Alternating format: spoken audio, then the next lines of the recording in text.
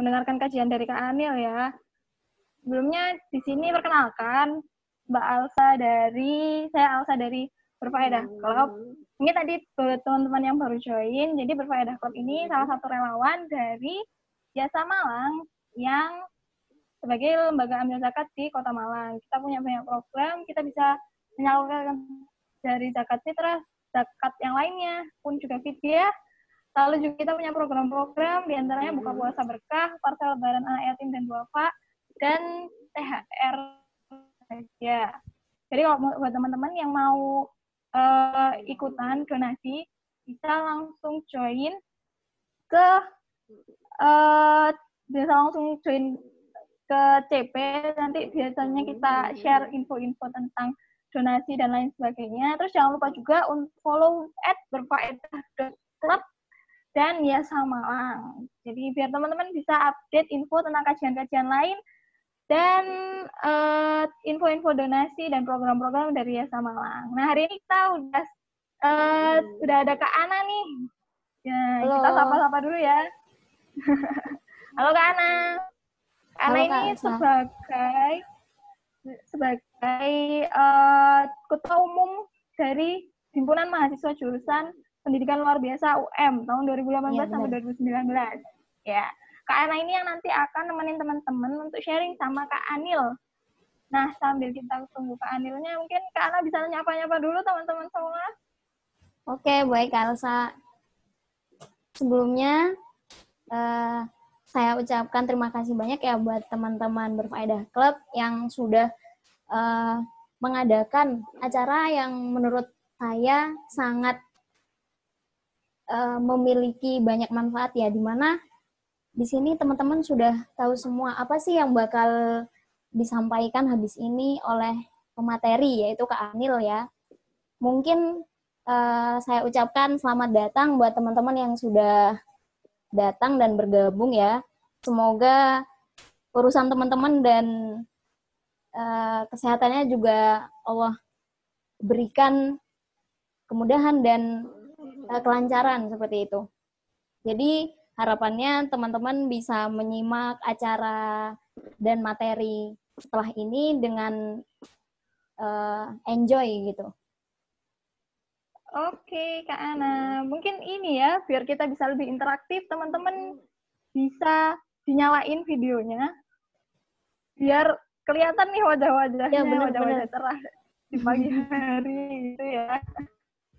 Sambil kita nunggu Kak Anilnya ready, boleh nih kita sapa-sapa dulu teman-teman yang... Dari mana aja nih pesertanya? Iya, betul sekali. Dinyalain videonya, mungkin kalau misalnya teman-teman... Ini pesertanya nggak cuma untuk perempuan aja kan ya? Iya, yang laki-laki, teman-teman yang laki-laki nih yang biasanya penasaran. Sama acara para perempuan.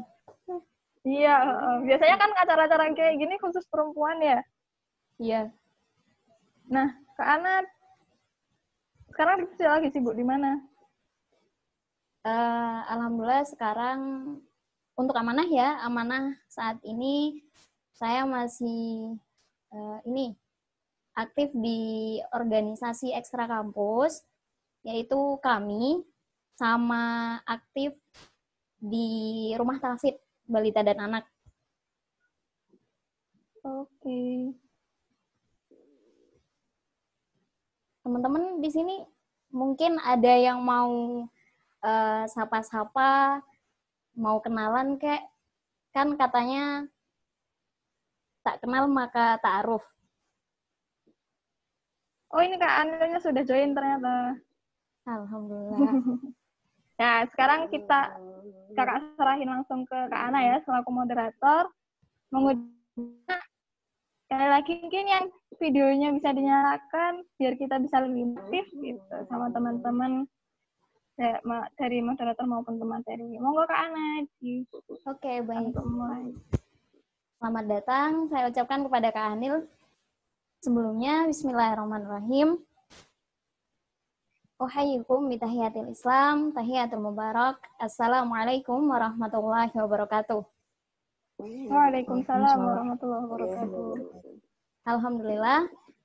Alhamdulillahirabbil alamin. Nahmaduhu wa nasta'inuhu wa nastaghfiruh wa na'udzu billahi min syururi anfusina wa min sayyiati a'malina. May yahdihillahu fala mudhillalah wa may yudlil fala hadiyalah. Asyhadu an la ilaha illallah wa asyhadu anna Muhammadan abduhu wa rasuluh la nabiyya wa la rasula ba'da.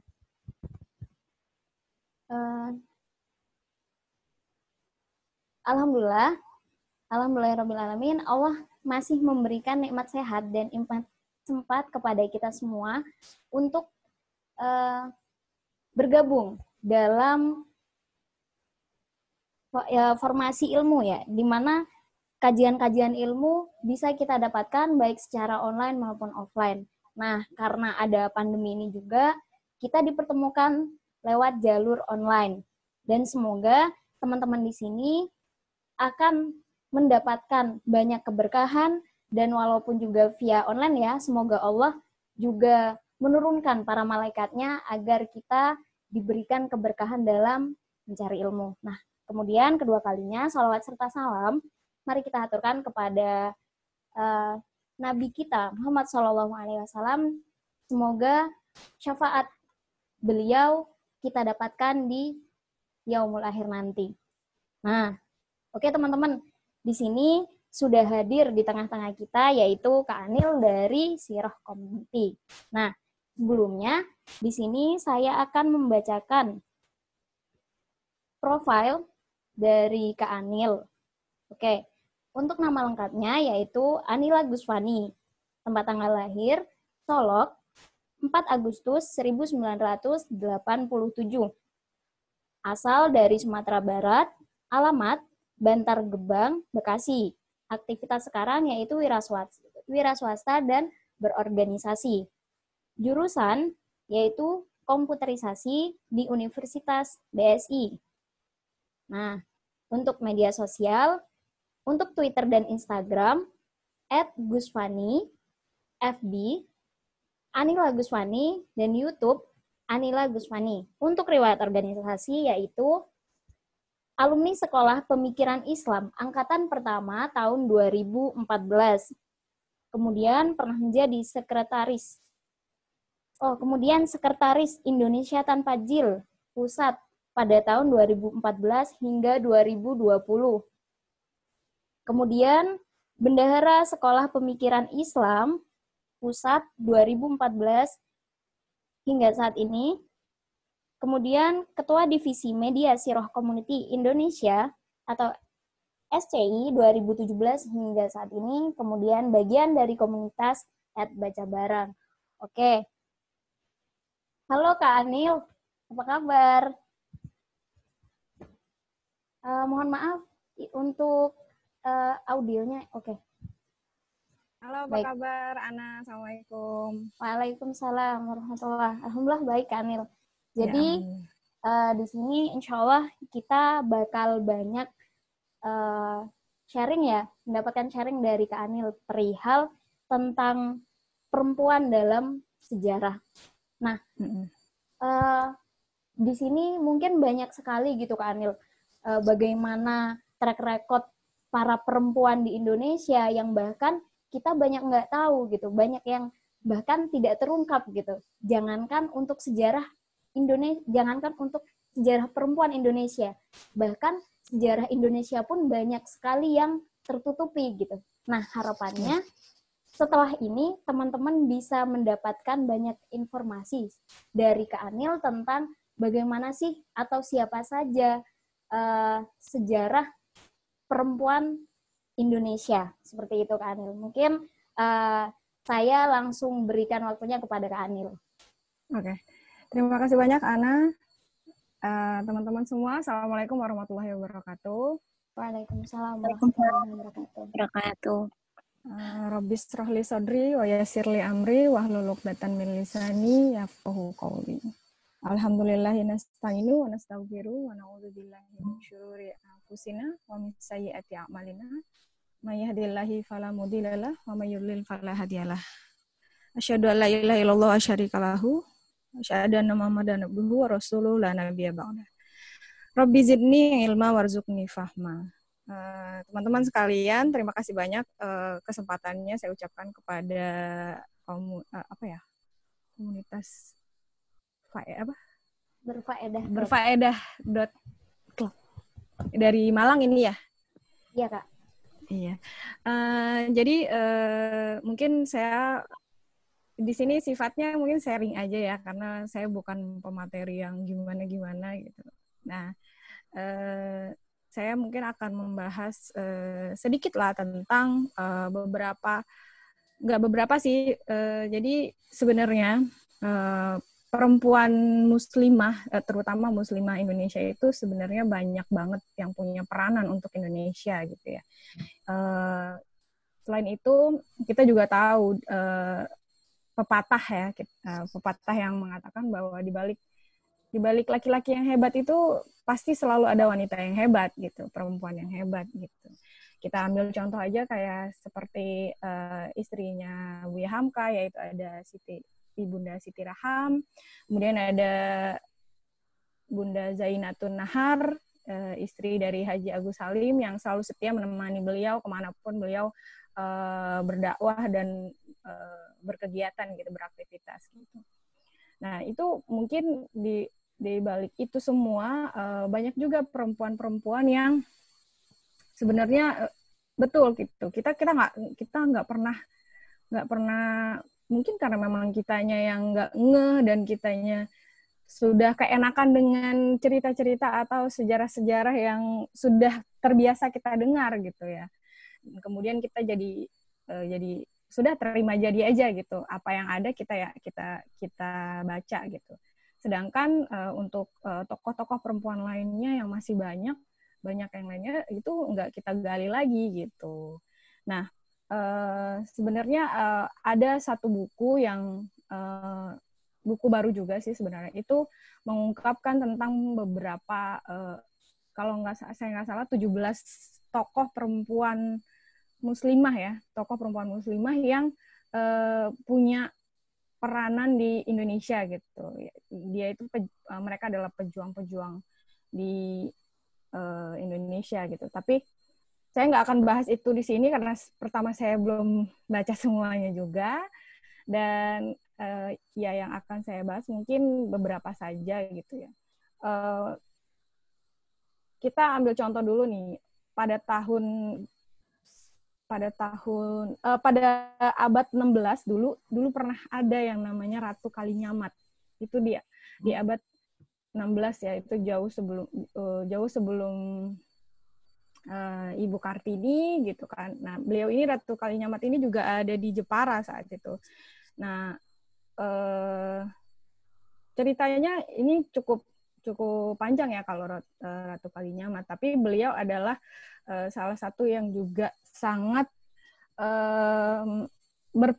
berpengaruh di Jepara saat itu kayak gitu.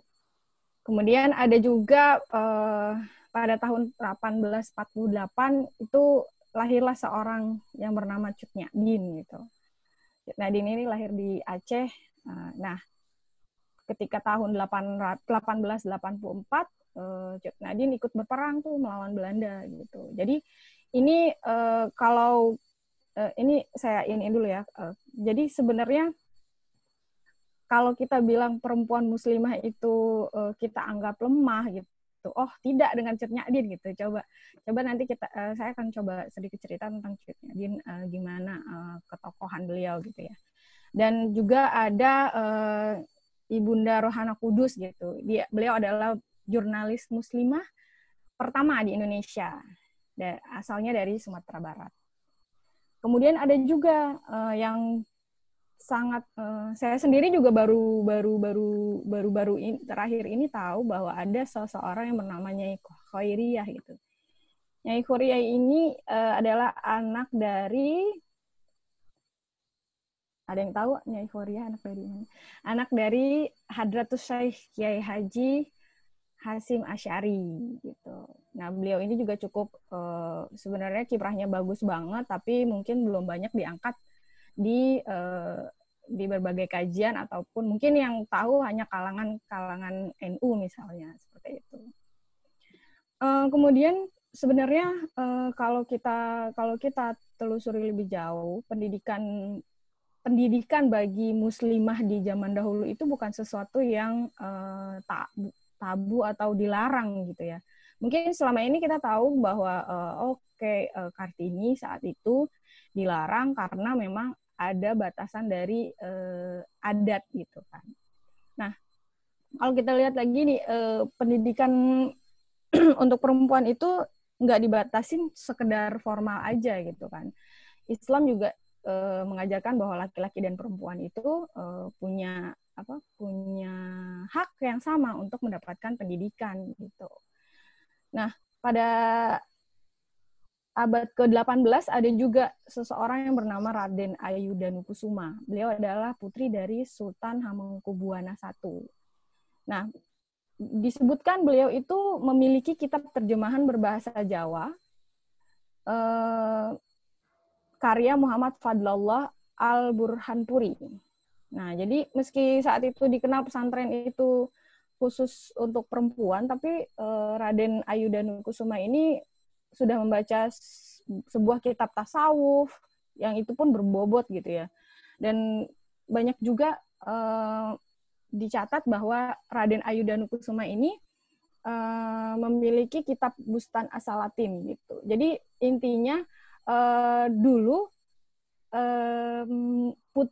putri raja itu sudah bisa mengakses pendidikan atau ilmu yang berbasiskan bahasa Arab gitu loh.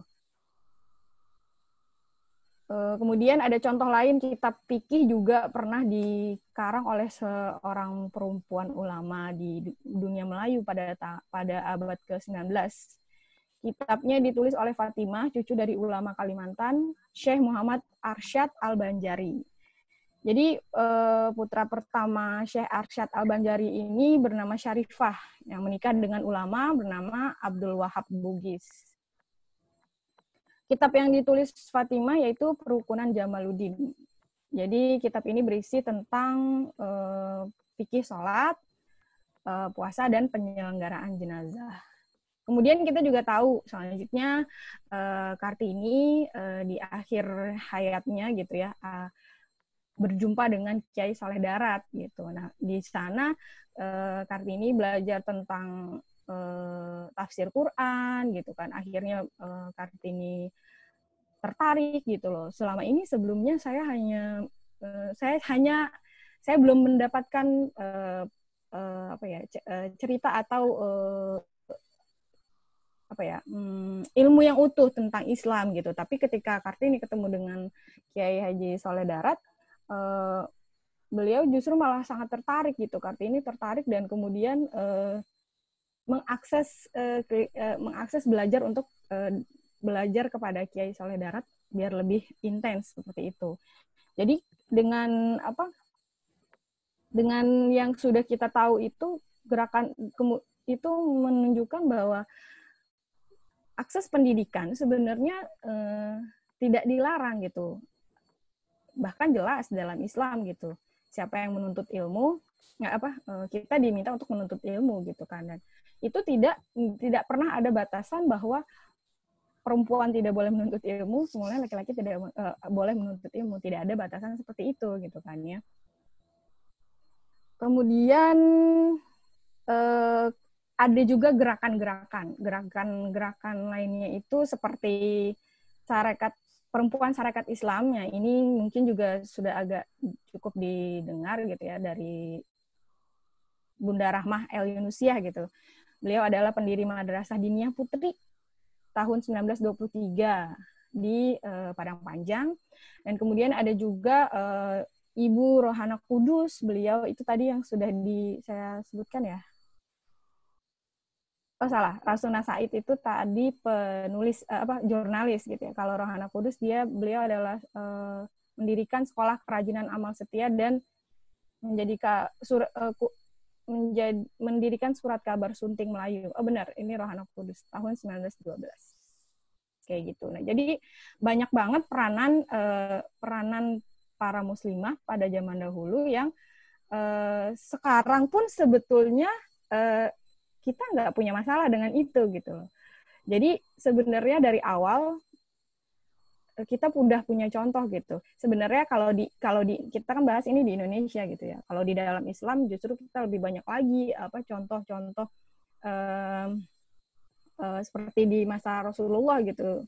Banyak sekali sahabiah yang ikut perang bersama Rasulullah gitu. Bahkan yang istilahnya dalam politik, dunia politiknya, ada yang sangat begitu pintar berorasi untuk memperjuangkan hak-hak muslimah gitu. Tapi hak-hak muslimahnya seperti apa? Hak-hak muslimahnya itu bukan sereceh sekarang yang dibawa oleh feminis gitu. Sekarang tuh mintanya disetarakan, sekarang tuh mintanya gajinya disamain gitu. Dulu bukan itu. Dulu itu minta disetarakannya itu kalau kita minta lagi, balikin lagi nih kepada teman-teman feminis, mau nggak memperjuangkan hak-hak muslimah tapi dalam segi jihad? Coba dulu tuh ada sahabiah yang minta, ya Rasulullah,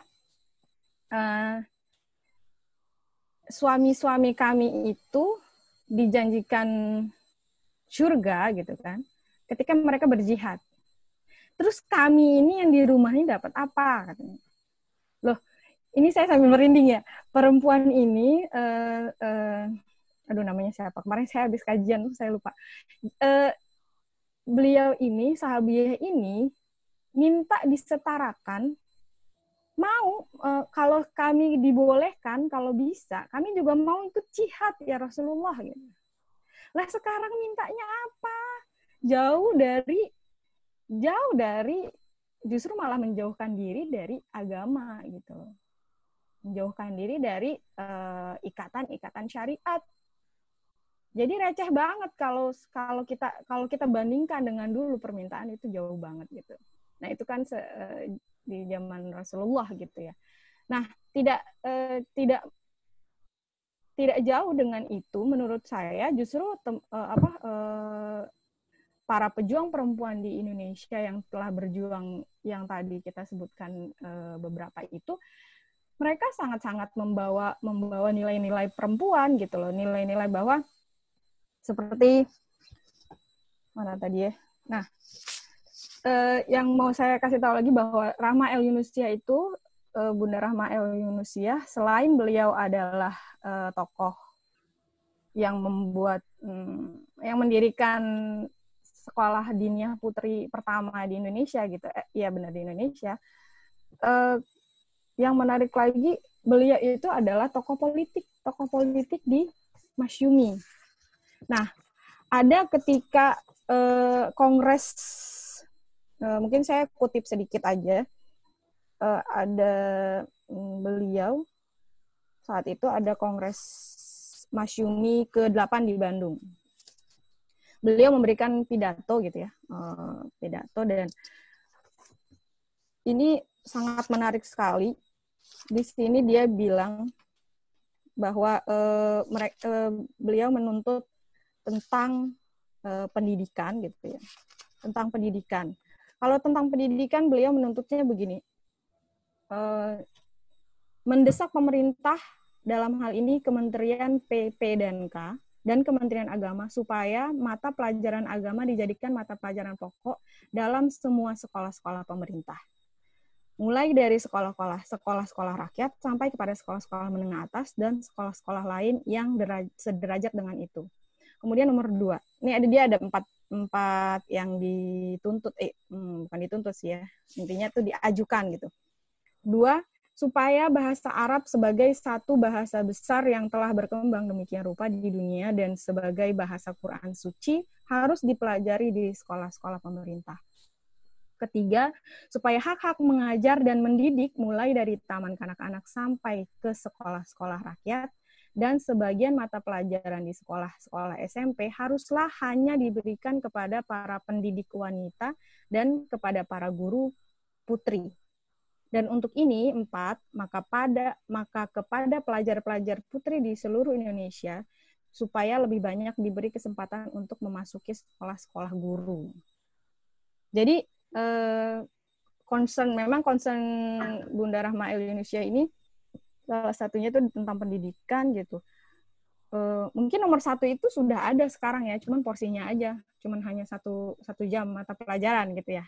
Kemudian nomor 2 bahasa Arab, nggak ada kan sampai sekarang gitu. Yang ada hanya di madrasah mungkin. Nah, ketiga itu beliau minta pengajar itu fokusnya ke perempuan aja, biarlah laki-laki ngurusin nafkah sama berjihad. Itu sebenarnya pesan yang memang, karena kenapa sih harus perempuan yang mengajar perempuan?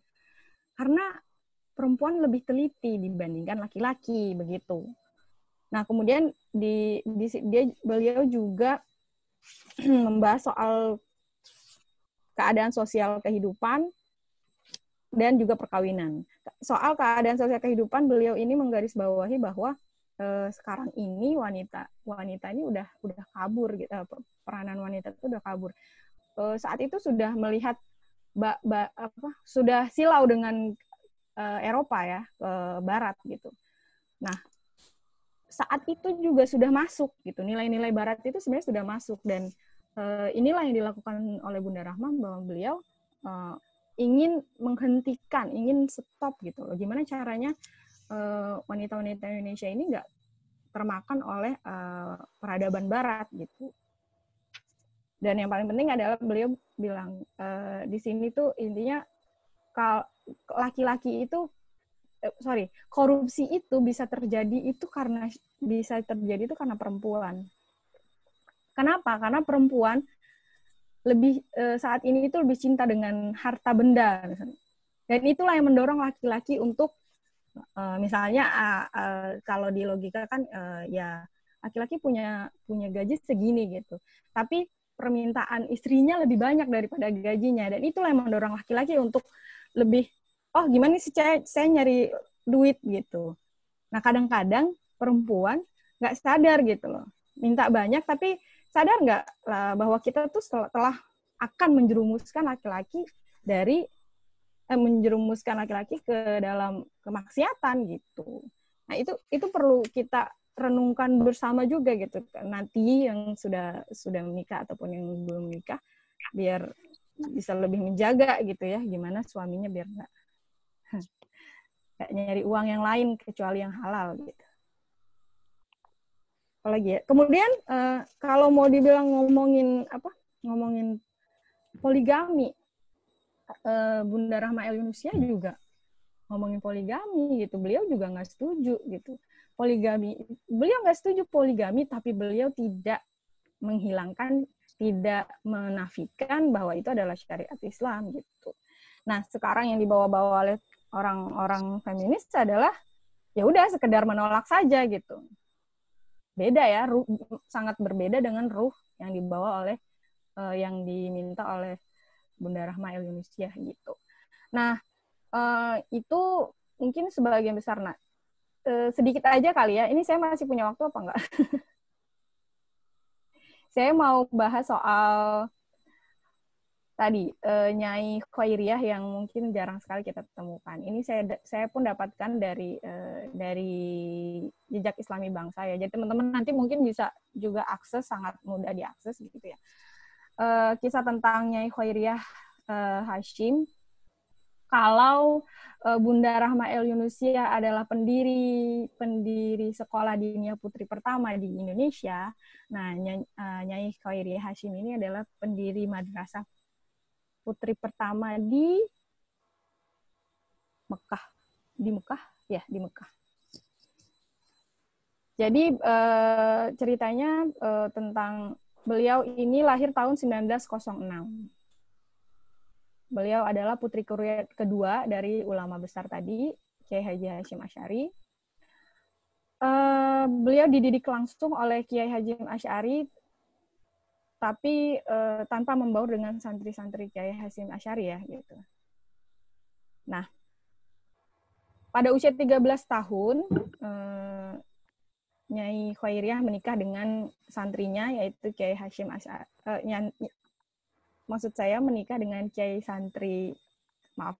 Menikah dengan santri Kiai Haji Hasyim Asy'ari, yaitu Maskum Ali dari keluarga pesantren Maskunambang, Gresik. Tuh. Nah, tahun 1921 kemudian menantunya ini, suaminya membuka pesantren Seblak, gitu. Sekitar 200 meter dari pesantren Tebu Ireng. Nah, terus kemudian tahun 1933 Kiai Halim Maksum Ali ini wafat ya, suaminya Nyai Khairiyah wafat di usia yang sangat muda, di usia 27 tahun.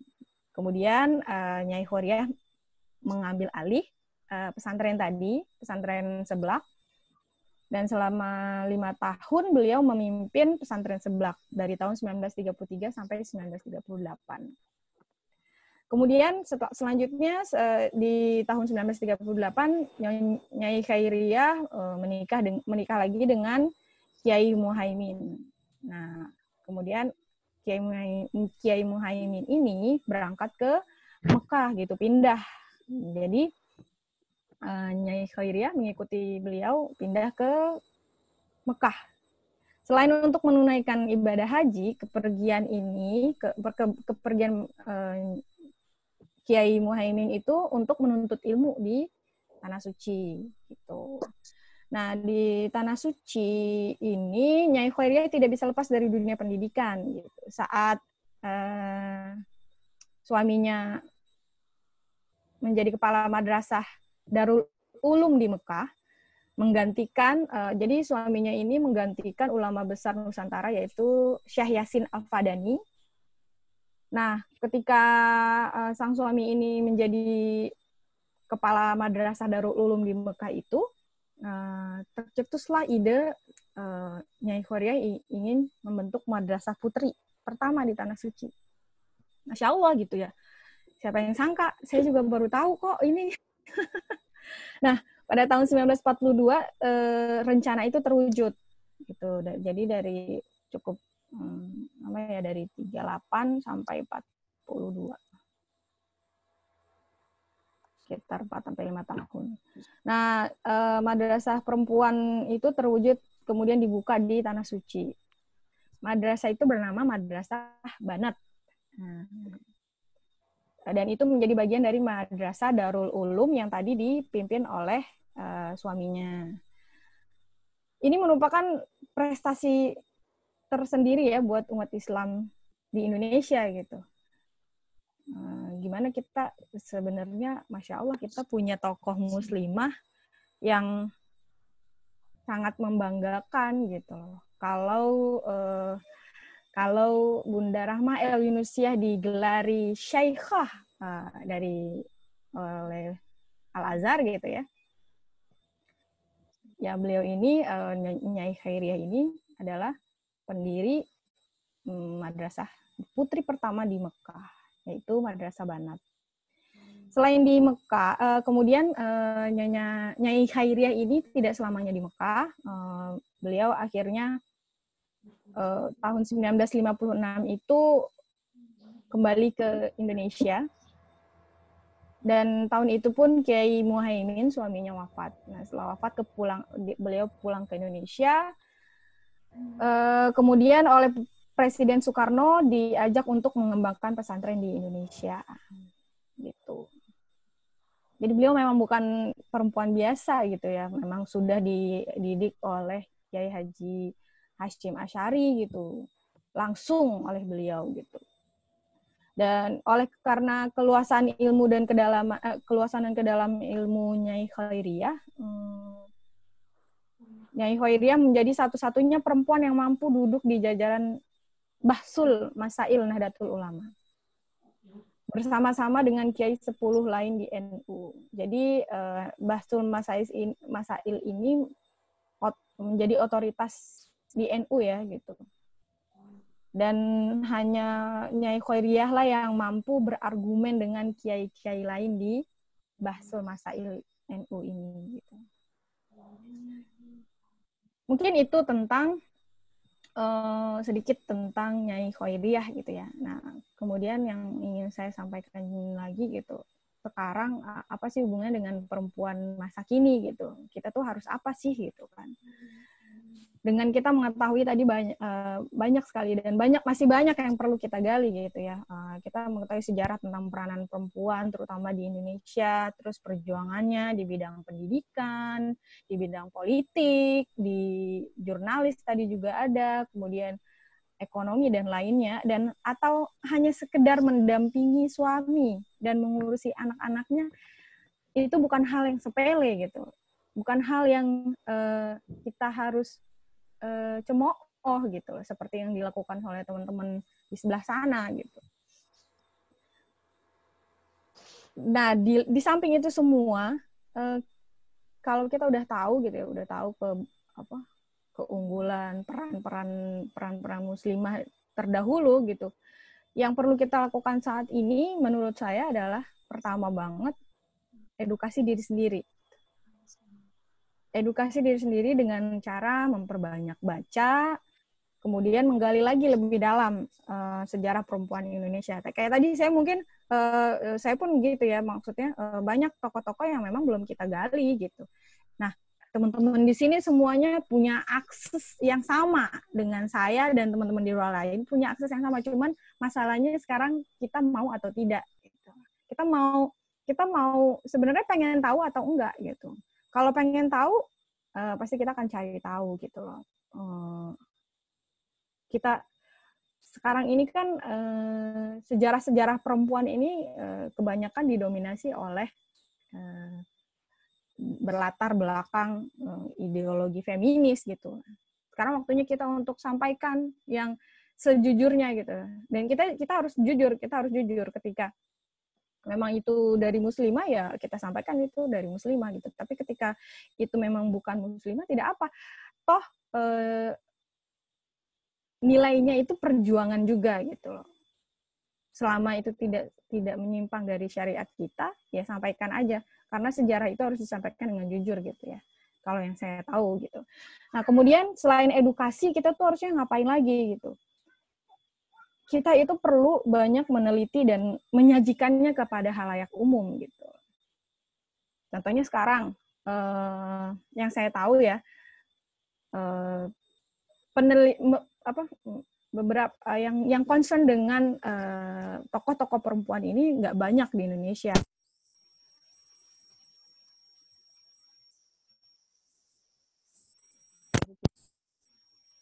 Jaringan di AILA, di Aliansi Cinta Keluarga Indonesia, dan juga ada The Center of Studies, Gender Studies gitu ya, This is Gender, itu di sana ada Uni Sarah Mantovani, ada Azalia, ada Bunda Dinar, hanya segelintir orang yang fokus untuk menggali tentang perempuan gitu, tentang perempuan Indonesia.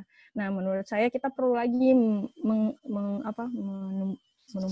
melahirkan banyak perempuan, khususnya aktivis yang bisa concern meneliti tentang perempuan, kemudian kita hadirkan ke masyarakat dan kemudian menjadi pembicaraan masyarakat gitu. Jadi tidak hanya itu saja gitu. Tidak hanya, intinya kita itu kaya dengan contoh teladan perempuan muslimah di Indonesia, dan kenapa tidak kita munculkan semua gitu. Nah, kita bagi-bagi peran, siapa meneliti siapa gitu. Ya kalau berat meneliti minimal baca dulu aja gitu, banyakin referensi, kemudian kalau bisa menulis kita tulis seperti itu. Kemudian ya itu tadi ketiga ya tuliskan ulang gitu, bagikan ke khalayak gitu, biar orang-orang banyak baca, biar orang-orang banyak lihat dan banyak diobrolin. Kalau perlu kita bikin konspirasi gitu, gimana caranya ini diomongin terus nih gitu. Jadi nggak hanya muncul ibu kita Kartini gitu. Ibu kita Kartini adalah salah satu termasuk perempuan yang pejuang Indonesia ya. Jadi kita tidak, saya suka agak mengenitkan dahi sih, mungkin insya Allah teman-teman di sini enggak, tapi ada beberapa yang agaknya salah kaprah gitu, bahwa Kartini bukan dari bukan membawa nilai-nilai Islam. Tidak, siapa bilang gitu. Kalau kita kaji lebih dalam juga, Kartini justru membawa nilai-nilai Islam. Yang perlu mungkin saya berbagi aja, sekali lagi berbagi bahwa Kartini ini meskipun di dalam suratnya beliau minta berharap menjadi seperti Nyonya Zehandelar itu gitu, hidupnya seperti orang-orang Eropa di Belanda gitu. Tapi beliau tidak pernah membangkang kepada kedua orang tua gitu. Ketika beliau diminta untuk menikah di umur 12 dipingit gitu. Meskipun hati beliau berontak gitu, tapi di depan orang tua beliau nggak membangkang, beliau nggak durhaka. Apa sekarang itu bisa nggak dicontoh sama teman-teman feminis yang sering sekali mengklaim Kartini gitu sebagai feminis? Harusnya hal-hal kayak gitu bisa dicontoh sama teman-teman feminis. Maksudnya dicontoh biar ya jangan feminis lagi maksudnya ya. Kemudian yang terakhir menurut saya kita perlu memperdalam kajiannya gitu. Jadi seperti ini gitu. Teman-teman sekarang siapapun bisa bikin kajian, siapapun bisa bikin kegiatan gitu. Nah, sebisa mungkin kegiatan ini bisa berdampak buat banyak orang gitu. Ya mumpung ada forumnya, banyakin forumnya itu untuk kita bicarakan terus gitu. Bahkan kalau bisa kita diskusi gitu. Oh, saya nih pernah baca ini gitu. Oh, beliau tuh gini. Itu sangat memperkaya khasanah khasanah tokoh pejuang perempuan kita nantinya gitu loh. Dan itu kalau kita obrolin terus, wah bisa jadi ya harapannya adalah kita semua tuh bisa lebih aware dengan sejarah gitu, khususnya sejarah perempuan gitu. Kita ini kebanyakan dibohongin sama orang, kita ini kebanyakan nggak taunya itu, jadi gampang dibohongin, jadi gampang dibohongin, jadi gampang dibawa arus gitu loh. Oh yang bener ini gitu, oh yang bener ini. Padahal kita belum lihat ada dua sisi gitu. Ada yang sekarang ini sejarah dibawa, nggak hanya sejarah gitu ya, berita itu ada dua, yang satu buat dibelokin, yang satu buat lurus. Nah itu kita perlu mengidentifikasi mana yang lurus, mana yang belok kayak gitu. Kemudian ini terakhir poinnya, bagaimana muslimah menghadapi tantangan zaman dan arus feminis gitu ya. Sekali lagi teman-teman, feminisme ini bukan sebuah gerakan ecek-ecek ya gitu, bukan gerakan yang bisa kita kita pandang remeh gitu. Feminisme ini gerakannya punya dampak besar gitu. Jadi kita harus lebih gimana? Ini masih jalan ya? Ya, jadi kita harus lebih aware lagi tentang feminisme ini, nggak dipandang remeh gitu. Mereka ini menjalankan gerakannya itu sangat sistematis, terarah, dan terukur. Nah, salah satu hal yang nggak bisa kita pungkiri adalah mereka ini sangat suka membaca, sangat bertolak belakang dengan kita gitu. Kalau kita minat bacanya rendah, itu harus kita akui dan otokritik buat kita ya gitu, buat saya juga gitu. Minat baca kita tuh sangat rendah. Jadi kita tuh mudah sekali diombang-ambing oleh narasi-narasi bagus dari feminis gitu. Bahkan banyak yang terjerumus. Justru teman-teman muslimah kita banyak yang terjerumus. Justru malah lebih benar nih, malah mereka tuh menyangka mereka lebih menyukai kajian-kajian feminis yang dibungkus feminis muslimah gitu ya. Tolong ini jangan sampai terjerumus juga ya teman-teman. Feminis muslimah itu nggak ada. Nah, feminis sama muslimah itu sama kayak Islam dengan liberal, tidak akan pernah bersatu. Itu semua bertolak belakang. Nah, coba deh cek teman-teman, mungkin ada yang justru malah lebih berpikir, oh feminis ini sejalan kok dengan nilai Islam gitu. Oh feminis ini bener kok membawa nilai-nilai Islam gitu. Mohon maaf, jangan sampai kita ikut-ikutan berpikir seperti itu, karena itu tandanya kita menyakiti hati Rasulullah. Nah itu adab, itu saya sangat sangat kesel ya gitu, kesel dan sekaligus marah gitu kepada orang-orang yang dengan gampangnya berkata bahwa Rasulullah itu feminis. Ya Allah ya Rob, astagfirullahaladzim, bisa-bisanya bicara seperti itu. Dan ya saat itu ya, jadi saya cuma berpikir mungkin memang belum membaca gitu, mungkin memang dapatnya ya dari orang-orang feminis gitu ya. Itu kita doakan mudah-mudahan kita semua dapat hidayah gitu lah ya, dapat jalan yang lurus lagi gitu lah.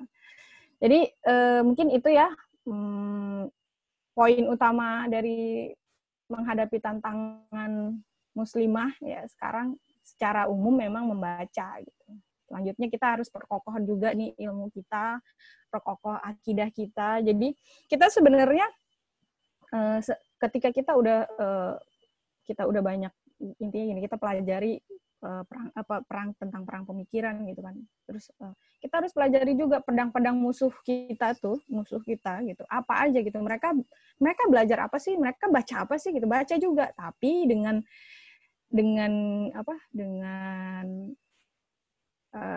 batasan kita tuh udah kokoh dulu. Maksudnya kita tuh udah yakin bisa untuk membentengi diri kita gitu, jangan sampai kita juga terbawa arus gitu. Itu dulu sih. Kalau kita sudah yakin, kalau kita memang dalam keadaan sadar bahwa kita dalam kondisi peperangan gitu, ya kita harus tahu, kita harus pelajari senjata-senjata dari musuh itu apa. Karena musuh kita pun mempelajari senjata kita gitu. Mereka lebih giat mempelajari kita dibanding kita mempelajari mereka gitu. Jadi saat ini mungkin bisa dilihat mereka lebih unggul dalam penguasaan media, penguasaan narasi, penguasaan sosmed dan lain-lain. Tapi sebenarnya kekuatan argumen sebenarnya ada di kita. Cuman masalahnya kita udah siap belum untuk mengeluarkan argumen-argumen itu gitu sepertinya. Mungkin itu aja yang bisa saya sampaikan. Semoga bermanfaat apa yang kita bicarakan dari hari ini, siang ini gitu ya. Mohon maaf kalau ada salah-salah kata, yang benar dari Allah, yang salah dari saya. Assalamualaikum warahmatullahi wabarakatuh. Waalaikumsalam warahmatullahi wabarakatuh. Masya Allah sekali ya. Banyak sekali ternyata teman-teman tokoh-tokoh di Indonesia yang ternyata punya peran yang cukup berpengaruh gitu. Nah, mungkin buat teman-teman ya yang ingin bertanya, bolehlah silahkan chat private ke Ane, ke saya, atau nanti bisa bilang dulu di ini Zoom grup chat, siapa yang mau bertanya nanti akan saya persilahkan terlebih dahulu. Nah, karena waktunya masih kurang 5 menit lagi nih untuk bertanya, silahkan teman-teman kumpulkan pertanyaan apa saja yang bakal teman-teman tanyain ke Kak Anil. Nah, di sini saya banyak mendapat pelajaran gitu ya Kak, apalagi baru-baru ini mungkin Kak Anil juga tahu tentang akun Instagram gitu Kak, yang mengatasnamakan organisasi keislaman feminis. Nah, di situ saya juga baru kemarin baca bahwasanya pertama, wanita yang sedang datang bulan itu boleh berpuasa. Bahkan nyarisnya mereka ini membawa hadis, bahkan ayat Al-Quran kayak gitu. Jadi benar-benar ya kayak yang Kak Anil sampaikan bahwasanya perang pemikiran itu benar-benar sangat berbahaya gitu. Apalagi ketika kita ogah-ogahan untuk membaca buku. Dan yang kedua, baru-baru ini juga ada yang mengatakan bahwasanya perempuan boleh menjadi imam sholat tarawih gitu. Walaupun jamaahnya itu ada laki-laki. Di situ dicontohkan seorang suami tidak bisa membaca Al-Quran. Bahkan hanya abatasa saja gitu taunya. Jadi di situ perempuan boleh gitu menjadi imam bagi laki-laki. Terus menurut Kak Anil sendiri tuh bagaimana dengan adanya organisasi seperti itu? sebenarnya lucu gitu. Jadi ya saya sempat baca juga dua kasus itu ya dari satu akun yang sama ya kalau nggak salah. Nah, kalau soal apa namanya apa tadi wanita haid boleh puasa. Benar. Sebenarnya sih kalau saya sendiri cuman ngetawain aja ya. Jadi itu hanya dalil yang dipaksa-paksakan. Kita semua tahu nih ya. Oke, kita anggap aja Indonesia. Muslim Indonesia itu tahu bahwa makanya saya lucuin karena kalau perempuan haid sholat aja nggak boleh, gimana puasa gitu. Maksudnya kalau saya ini nggak bahas dari segi fikih karena bukan ahlinya ya, tapi dari pendapat saya pribadi yang saya tahu gitu, kalau kita dadahkan kepada masyarakat Indonesia, Muslim Indonesia gitu, ya memang sebenarnya itu hanya akan diketawain, lu gila gitu, cuman gitu aja paling gitu. Karena ya udah kalau mau pakai dalil udah kita siap. MUI juga males sekali ngejawabin itu gitu. Sepele amat sih gitu. Jadinya ya kalau saya sendiri sih mikirnya ya ampun. Itu hanya mereka tuh lagi narik orang-orang yang lagi bingung. Nah, kalau mereka berhasil dapet gitu. Kalau enggak ya kita ketawain aja paling gitu. Sama dengan yang perempuan jadi imam gitu. Memang ada dalil yang menyatakan perempuan boleh jadi imam, tapi buat perempuan juga, bukan buat laki-laki gitu loh. Jadi memang jadi gini, kalau menurut saya mereka kan saya bilang tadi mereka mereka mempelajari kita gitu. Tapi mereka mempelajari kita itu untuk menyesatkan. Kalau kita harus mempelajari mereka untuk mencerahkan, bukan menyesatkan gitu. Makanya saya sering ngasih tahu ini gitu, kita yang ada di jalan Allah, insya Allah gitu ya, yang membela agama Allah harus lebih semangat gitu dibandingkan mereka yang yang membela kemaksiatan gitu. Kita ini dijanjikan pahala ya gitu. Ya seminimalnya kita dijanjikan pahala, besar-besarnya kita dijanjikan surga oleh Allah gitu. Nah, kita dijanjikan surga kok males-malesan, sedangkan mereka dibayar sih pakai uang, tapi habis itu di akhirat nggak tahu gimana nasibnya. Tapi mereka semangat gitu. Ya itu sih paling yang bisa saya kalau untuk akun-akun kayak gitu, saya pernah juga sih memang di akun Muslimah Feminis dan lain-lain itu di debat dan lain-lain, tapi ya udah kalau main sama mereka ajak ketawa aja sih, banyakin aja ketawa, karena kalau stres ngapain gitu, nggak berguna juga buat kita gitu. Benar. Berarti emang perlu ya Kak adanya penokohan gitu. Sedangkan kan kita lihat sendiri bahwasanya mereka juga membawa tokoh-tokoh yang bisa dikatakan tokoh publik gitu. Sedangkan dari ya, kita benar. sendiri pun bisa dibilang kurang. Iya benar, betul itu. Itu yang ya itu otokritik buat kita. Nah sekarang mungkin sedang ya teman-teman Naila usahakanlah mungkin gitu. Doain aja mudah-mudahan kita segera bisa, atau enggak kita punya pedang lain lah insya Allah gitu. Pertolongan Allah ada insya Allah. Benar-benar. Oke. Selanjutnya ini ada pertanyaan nih Kak dari Lailatul Rohmah. Nah, Assalamualaikum Kak, izin bertanya. Bolehkah minta rekomendasi buku atau artikel untuk mempelajari sirah, khususnya sirah perempuan Indonesia? Khususnya untuk pembelajar pemula. Syukron. Nanti saya sebenarnya ada beberapa, tapi sementara buat yang itu perempuan Islam muslimah itu teman-teman bisa baca di Jejak Islami untuk Bangsa. Saya pun baca dari situ gitu, dan ada tambahan dari buku lainnya gitu. Cuman kalau untuk tadi itu saya bilang artikelnya itu di Jejak Islami Bangsa. Ininya apa ya tadi saya lupa. www.jejakislami.bangsa kalau nggak salah. Terus nanti saya ketikin. Terus apa lagi ya? Kalau buku, saya pun baru nemu nih ada buku tentang penulisnya Widi Astuti. Nah, itu penerbitnya dari Bandung, cuman bukunya udah agak jarang ya. Bukunya agak jarang, judulnya Perempuan Pejuang, kalau nggak salah. Dan beberapa, kalau ya menurut saya kalau untuk pemula, baca aja yang di JIB itu cukup banyak. Dan ada juga edisi, apa namanya, beliau JIB itu bikin buletin gitu. Kayaknya bisa di-download di web itu. Oke.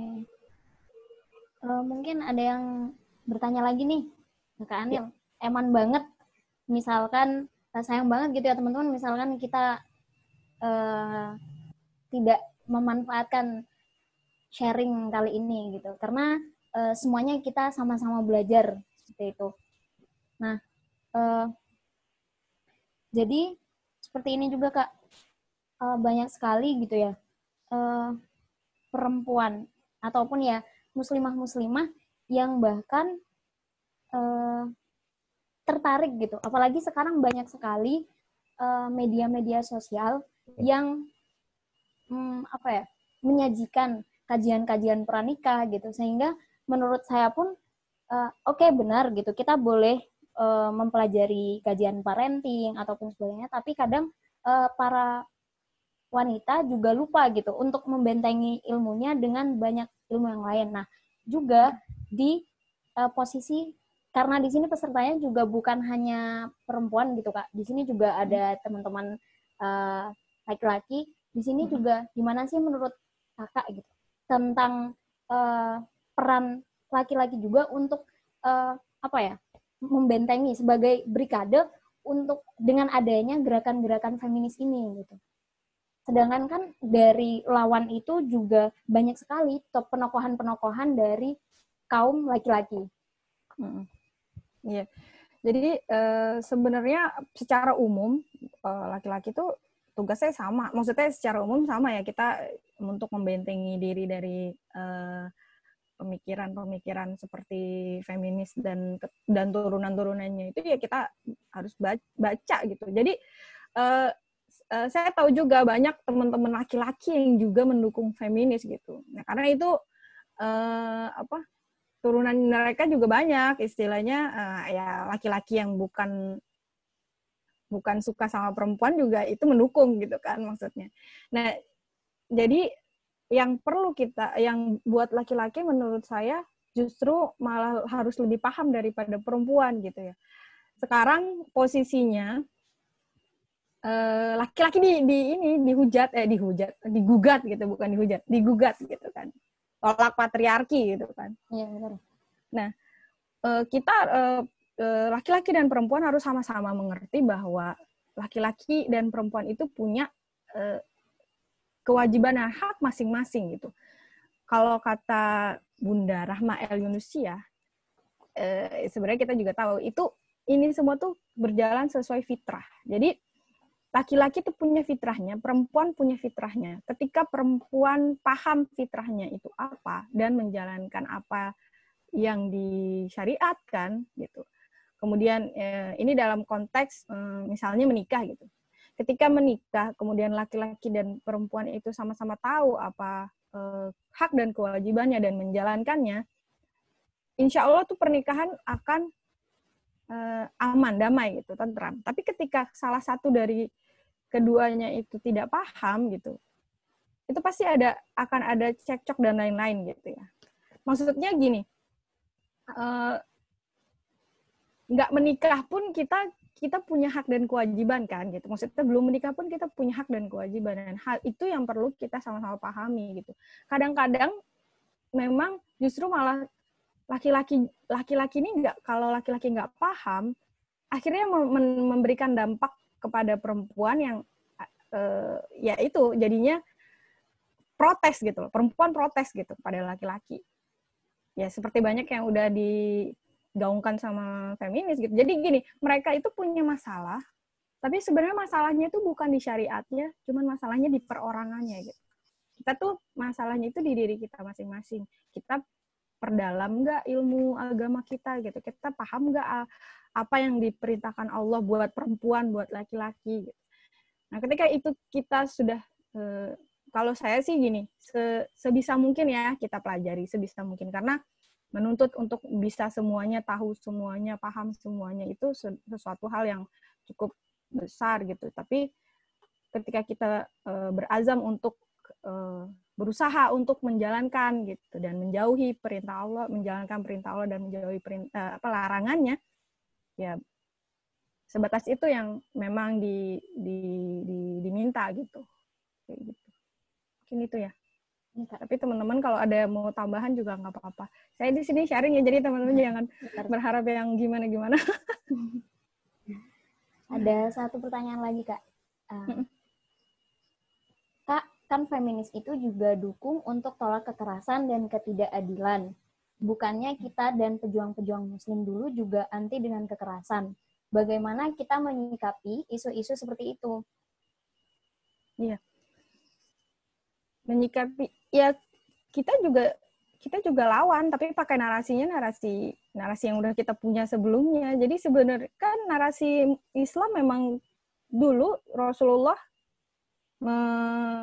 mengangkat derajat muslimah gitu ya, mengangkat derajat perempuan gitu. Jadi maksudnya gini, ketika saya flashback dulu, jadi menurut feminis, kenapa Rasulullah mempunyai jiwa feminis, Rasulullah feminis juga gitu, karena menurut mereka Rasulullah itu membela hak-hak perempuan gitu. Dan itu logikanya kebalik gitu. Jadi mohon maaf, Rasulullah dulu kagak kenal feminis gitu. Nggak ada itu namanya feminis gitu. Jadi jangan maksa gitu, jangan maksa gitu. Nah sekarang anggap aja narasi atau argumen tentang perlawanan terhadap kekerasan perempuan itu tuh ada di kita gitu. Jadi harusnya kita yang menguasai, kita yang menguasai, maksud saya gimana ya? Kita yang menyuarakan gitu loh. Tapi dengan narasi syariat kita gitu, Islam gitu. Bukan dengan argumen-argumen yang mereka bawa, bukan argumen feminis yang feminis bawa gitu. Karena gini, jadi kalau mungkin teman-teman banyak yang tahu ya bahwa feminis ini sebenarnya lahir tuh karena punya masalah sendiri di Eropa, di Barat gitu kan.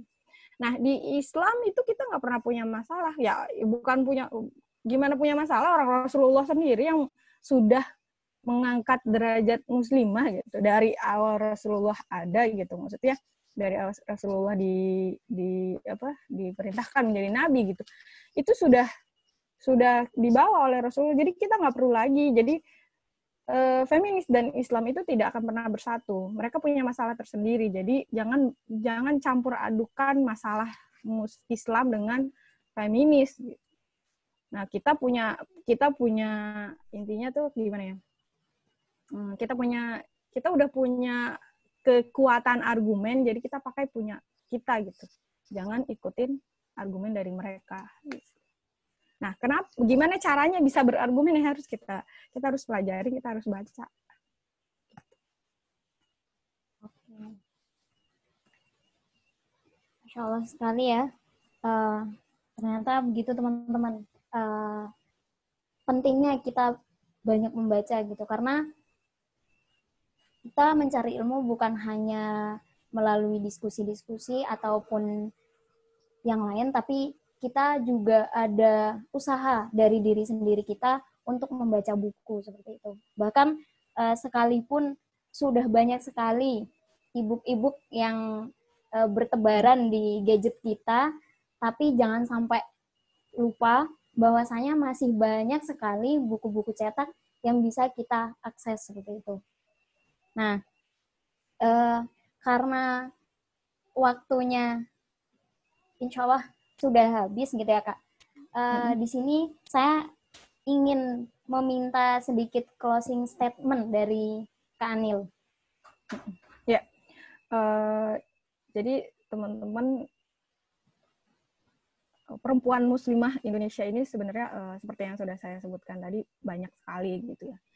Sekarang posisinya kita itu mau tahu lebih dalam apa enggak, kita itu mau membagikannya lebih dalam, lebih jauh apa enggak gitu. Nah, semuanya ada di kita, tergantung di kita gitu. Terutama mungkin kalau teman-teman di sini banyak yang aktif gitu ya. Gimana namanya juga seorang aktivis gitu ya, mau nggak mau harus memberikan dampak bermanfaat buat orang lain gitu. Nah, apa sih dampak bermanfaat yang bisa dibagikan gitu ya? Salah satunya dengan menghidupkan kembali nama-nama perempuan, misalnya dalam hal ini perempuan muslimah di Indonesia gitu lah. Nah, mengharumkan lagi nama mereka dengan menggali pemikiran mereka kayak gitu. Nah, itu banyak sekali yang bisa kita gali kemudian kita bagikan kepada halayak luas gitu. Jadi pesannya adalah teman-teman sama-sama berbagi buat yang lain gitu, bermanfaat buat yang lain dengan cara kita sama-sama upgrade diri, kemudian membagikannya kepada yang lain. Mungkin itu kali ya. Jangan lupa untuk baca yang banyak. Ini juga buat saya pribadi sih. Oke. Terima kasih Kak Anil. Banyak sekali hal-hal yang bahkan saya sendiri baru tahu. Semoga teman-teman yang enjoy mendengarkan dari tadi, semoga bisa menyerap ya banyak ilmu dari Kak Anil. Bahkan bisa kita aplikasikan dalam kehidupan sehari-hari. Sebab namanya juga perang pemikiran, banyak sekali celah-celah kita diperanginya gitu. Bisa melalui media, bahkan kalau misalnya teman-teman tahu ada dari food, film, fashion, bahkan musik seperti itu teman-teman. Jadi mulai dari sekarang kita lakukan ibarat kata kayak pencegahan terlebih dahulu sebelum kita mengobati, kayaknya seperti itu. Nah, mungkin itu saja Kak Anil untuk sesi sharingnya. Terima kasih banyak atas segala ilmu ya. Semoga apa yang disampaikan Kak Anil bisa bermanfaat bagi kita semua. Amin ya rabbal alamin. Terima kasih juga teman-teman. Terima kasih Ana. Iya Kak, sama-sama. Baik, saya selaku moderator ya, Siti Ana Faryana Abdillah, mencukupkan acara ini. Kemudian akan saya kembalikan kepada MC, yaitu Kak Alsa. Silahkan Kak Alsa. Oke, terima kasih juga Ana sudah mau mendampingi teman-teman. Terima kasih Kak Anil sudah mau berbagi ilmunya. Ini dari perjumpaan kita pada hari ini. Terima kasih buat teman-teman. Jangan lupa follow IG-nya @berfaedah.club dan Yasa, biar teman-teman bisa update tentang kajian-kajian selanjutnya dan update-update program-program donasi kita. Nah, sebelum ditutup, jangan lupa ada sesi selanjutnya, tanggal 11 nanti, kita punya sharing session sama Kak Fatur tentang buku perubahan. Nah, sampai jumpa di sesi selanjutnya. Terima kasih. Wassalamualaikum warahmatullahi wabarakatuh. Waalaikumsalam warahmatullahi wabarakatuh.